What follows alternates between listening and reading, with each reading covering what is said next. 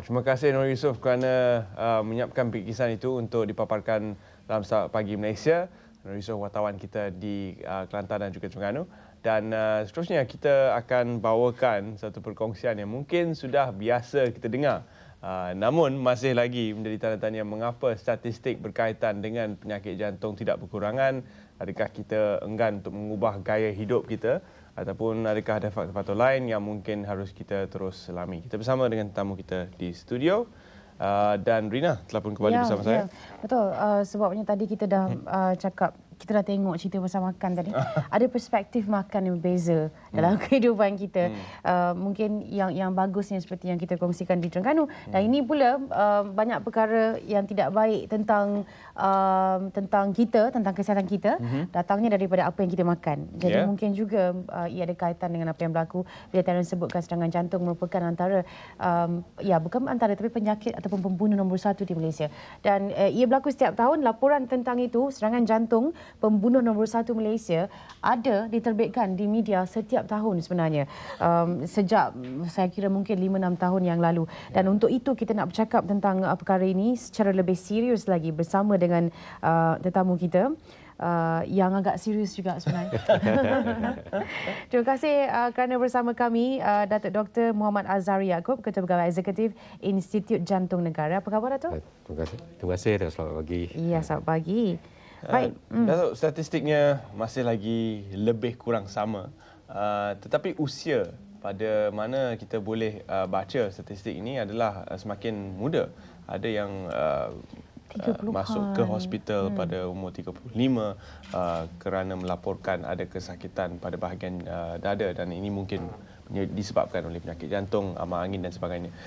Bolehkah doktor berikan kita satu perkongsian tentang mengapa faktor usia ini semakin muda tahun ke tahun? Kematian disebabkan oleh penyakit jantung seperti Terence beritahu tadi ialah still the number one killer dekat Malaysia sejak 10 tahun yang kebelakangan ini. Dan punca sebab meningkatnya jumlah penyakit sakit jantung ialah kerana cara hidup kita, cara modern, effect of modernization ialah yang impact negatif tu ialah penyakit jantung. Kerananya kita sebagai satu community, satu masyarakat di Malaysia ini ada makin mewah, kita makin mewah makan dan juga kurang beraktiviti. So lifestyle, sedentary lifestyle, kita tidak cergas, dan juga cara makan kita yang mewah dengan makanan kita suka makan. Suka untuk kita faham, sejak 5 tahun apa yang Rina kongsikan, ia masih lagi bergelar pembunuh nombor 1. Dan sering kali sepanjang 5 tahun itu kita ada perkongsian, kita ada kempen kesihatan dan sebagainya untuk memberi peringatan kepada orang ramai. Memang makanan di Malaysia ini sedap, tapi janganlah keterlaluan. Namun seolah-olah tidak diindahkan, dan mungkin mereka lupa bahawa ia akan membawa kepada kesan negatif pada jangka masa yang panjang. Kempen seperti ini kita perlu berterusan, dan hanya bukan bergantung pada pihak yang bertanggungjawab seperti kerajaan atau Kementerian Kesihatan. Semua agensi atau non NGO dan sebagainya perlu memberi penerangan dan education tentang masalah kesihatan begini. Seperti yang dimaklumkan juga di akhbar-akhbar kebelakangan ini, kita di Malaysia adalah antara rate yang penyakit diabetes yang tinggi, dan we are one of the obese nation in Southeast Asia or in Asia, mana masyarakat yang peratusan orang yang berat badan yang tinggi berlebihan adalah tinggi di kalangan negara-negara di Asia ini. Itu adalah petanda-petanda yang akan diakhiri dengan penyakit jantung dan sebagainya. Dan kita sekarang tidak hairan kalau tengok anak-anak kecil, kanak-kanak kecil sudah overweight, tinggi, dan juga bukan sahaja di kota. Kalau kita perhatikan pergi ke di luar bandar juga, kita akan dapati ada orang yang berlebihan keberatan badan yang lebih, dan ini adalah punca-punca yang menyebabkan penyakit jantung, dan kita perlulah supaya pihak media, pihak kerajaan, pihak NGO dan sebagainya, pihak sekolah juga perlu memberi penerangan dan juga kesedaran tentang masalah ini. Ya, ada juga yang kita baca beritanya, kita lihat kejadiannya adalah terkena serangan jantung selepas bersukan contohnya, ataupun selepas melakukan aktiviti yang kita rasakan seolah-olah aktiviti yang sihat, yang bagus. Dan ada juga sebelum ini saya ingat laporan akhbar yang menyebut tentang bagaimana kegiatan bersukan pada waktu malam selepas kita bekerja seharian juga boleh menyumbang kepada serangan jantung. Kemungkinan serangan jantung tu. Mungkin boleh Datuk jelaskan tentang ini. Serangan jantung boleh berlaku pada bila-bila masa saja, dan terutamanya kalau kita membuat aktiviti exercise atau aktiviti kekerasan yang tidak kita pernah buat, suddenly kita buat aktiviti yang ekstrim, seperti main badminton atau mendaki bukit, tapi kita tidak ada latihan sebelum itu. Dan dalam keadaan badan tidak fit lah maknanya. Ya, badan tidak fit. So, kita perlu membuat exercise secara gradual. Kita buat exercise itu bertahap-tahap tetapi bertambah setiap masa. Rather than kita tiba-tiba membuat satu aktiviti yang very extreme, tapi tidak ada latihan sebelumnya itu. Yang workout, yang pergi ke gym dan sebagainya pun ada juga faktor-faktor risiko di situ, kerana ada yang mungkin keterlaluan dalam menjalani aktiviti kecerasan itu. Penting sebegini, dan di Institut Jantung Negara kita ada wellness center. Di sini adalah pemeriksaan untuk orang-orang yang sihat atau tidak ada masalah, tak ada keluhan apa-apa, tapi perlu membuat pemeriksaan kesihatan, terutamanya jantung. Kita ada buat screening untuk sebegini. Kita ada di IJN telah beberapa tahun mengadakan program screening, kita panggilkan wellness center punya screening, dan ini disyorkan pada pada orang-orang yang sudah berumur meningkat dalam 40-an tahun, untuk memastikan dia tidak ada penyakit jantung, dan ini membolehkan mereka membuat aktiviti yang cergas lagi. Selain daripada itu, untuk menangani kes serangan jantung ataupun mungkin penyakit-penyakit kardiovaskular yang lain, pada tahap mana IJN berada sekarang ini yang boleh kita banggakan, dan juga kita tahu bahawa ada tempat yang boleh kita rujuk kalau berlakunya penyakit seperti ini, jumlahnya meningkat dan sebagainya? IJN adalah satu kebanggaan di Malaysia ini, kerana kita telah menetapkan taraf kita di peringkat antarabangsa, dan kualiti penghormatan IJN adalah di peringkat antarabangsa. Kita dapat pengiktirafan akreditasi JCI, iaitu Joint Commission International. Itulah satu badan internasional yang berpusat di Amerika Syarikat, memberi akreditasi pada hospital-hospital yang bertaraf antarabangsa. Kita telah mendapat pengiktirafan itu sejak 5 tahun yang lepas, dan dia akan diiktiraf tiap 3 tahun. 3 tahun. So, itu satu kebanggaan kami di IJN kerana telah memberi perkhidmatan yang bertaraf antarabangsa. Dan sememangnya IJN mendapat pengiktirafan setiap kali kita merujuk kepada tempatan, juga kita lihat pemimpin negara kita sendiri juga melawat ke IJN untuk mendapat pemeriksaan dan juga merujuk masalah kesihatan mereka. Jadi ini menunjukkan keyakinan yang tinggi mereka terhadap IJN.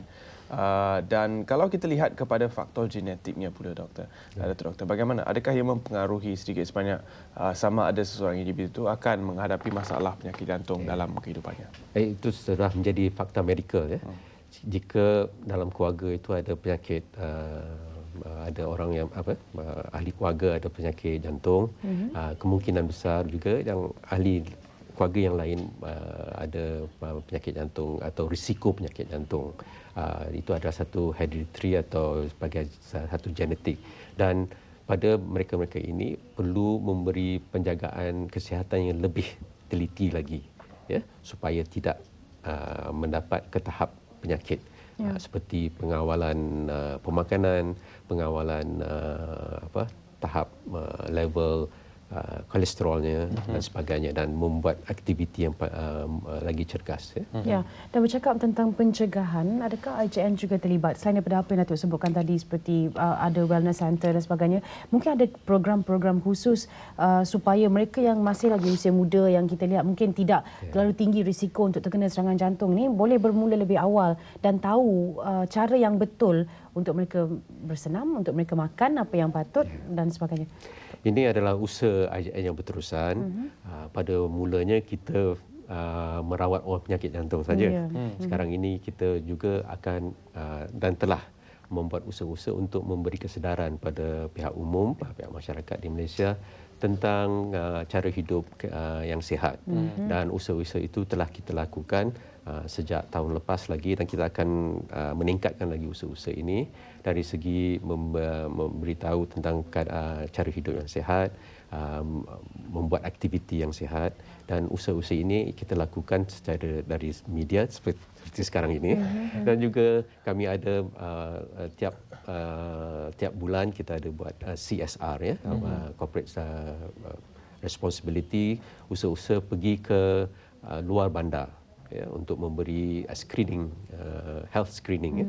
Kita telah pergi ke Terengganu, ke Kelantan, ke Johor, di kawasan-kawasan desa untuk memberi health screening atau pemeriksaan percuma untuk kesihatan. Namun jika perlu kita merujuk kepada IJN ataupun hospital-hospital lain untuk mendapatkan rawatan, apakah kos rawatan untuk masalah jantung pada masa sekarang? Kos rawatan adalah memang perawatan jantung akan mengambil kosnya agak besar juga, ya, pasal facility sophistication yang perlu ada untuk merawat penyakit jantung ini. Tapi kita ada kemudahan seperti bantuan kerajaan, bantuan dari kita ada yayasan IJN, ya, untuk memberi bantuan kepada orang-orang pesakit-pesakit yang tidak kurang mampu.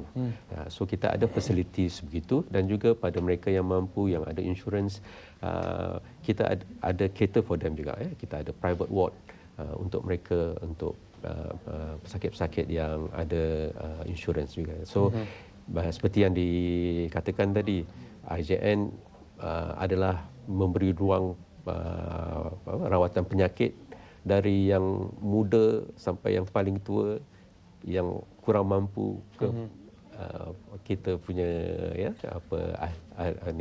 top politician dan juga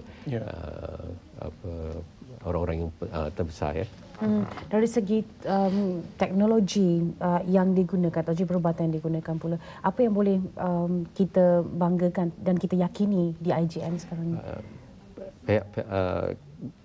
Pihak IJN sebagai satu kita punya visi atau matlamat ialah untuk menjadi Center of Excellence, ya, pusat kecemerlangan yang tinggi.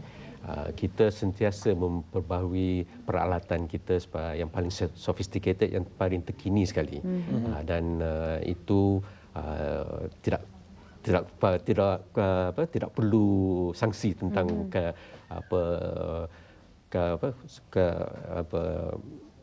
peralatan kami, pasal kami yang paling canggih yang available, and that is been recognized di rantau ini, ya.